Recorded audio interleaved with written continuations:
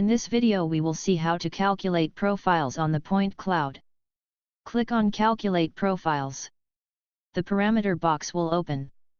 The first parameter indicates which portion of the cloud to consider when calculating the profile. The second is an indication of the length of the profile segments. Decide whether to calculate transverse profiles to the main profile.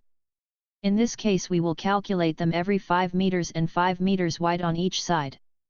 Once the parameters have been chosen, click on Select Profile Line to draw the line along which the profile will be calculated. The line can also be a polyline. Once the drawing is finished, click the right mouse button to perform the calculation. Now we can see the calculated profiles in 3 dimensions. Turn off the point cloud to see only the profiles. A second way involves using a vector file for profile calculation.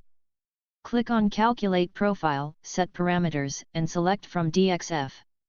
Select the file containing the previously drawn line. The profile calculation will start automatically.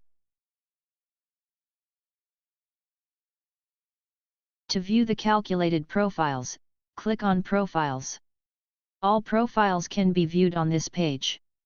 They are listed vertically. Click Profile Points to display the cloud points used in the calculation. Click Profile Lines to hide line segments.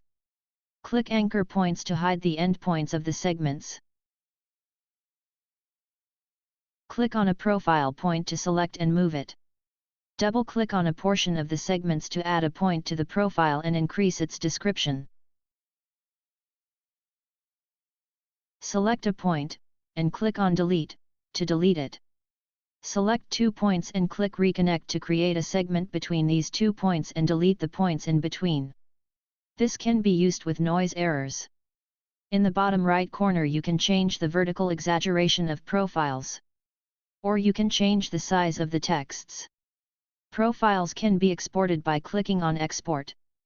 Choose the desired output.